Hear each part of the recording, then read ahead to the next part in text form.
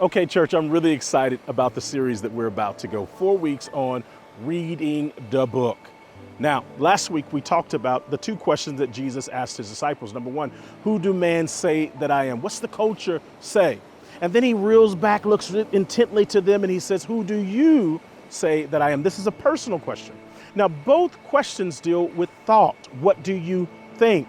A.W. Tozer says this: what comes to our mind when we first think about God is the most important thing about us. Why is it the most important thing about us? Because it will dictate what we do and how we think about what's going on around us. Now, God doesn't just leave it up to our own reasoning to understand him. Thus, we would make up our own religion, or we would say what righteousness and holiness and all of these things. No, he literally gives us his word so we'll know what he thinks about a matter. I love this. The Bible says in the book of John, in the beginning was the Word, and the Word was with God, and the Word was God. In verse 14, it says the Word became flesh. Now, this is talking about Jesus, and the word that it uses is the word logos, which means thought. It's that divine thought. So if we really want to know the mind of God, the mind of Christ, then we must know Jesus. And if we want to know Jesus, we need to read the book. We must read the Bible. Now, let me tell you, the Bible has some hard things in it, and some things are a little bit confusing, and some things we don't necessarily like and we don't necessarily want to do.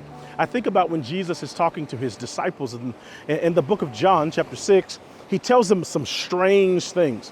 He says, if you don't eat my flesh and drink my blood, there will be no life in you. Now, hold on, Jesus, we're not vampires, certainly not what's it called when you eat people, those eating people? The Bible says that people were offended. He was talking about his ascension into heaven. His disciples were offended and they left him that day. And then he goes to Peter. Now, this is the theme of the next 4 weeks. He goes to Peter and he says, aren't you going to go with them? And Peter says this: where else am I going to go? Only you have the words of life. When we need life, God has given us a source, the Bible, in which we can go to understand, to know him, and to get reassured about the life that we then face. The question becomes, why do we go to all these other things? Why do we run off? Why do we run off in our offense and run away from God when we should be running to him? So for the next 4 weeks, we're going to be talking about that. Yes, the book. And it's going to be good. And we're going to do it starting right now.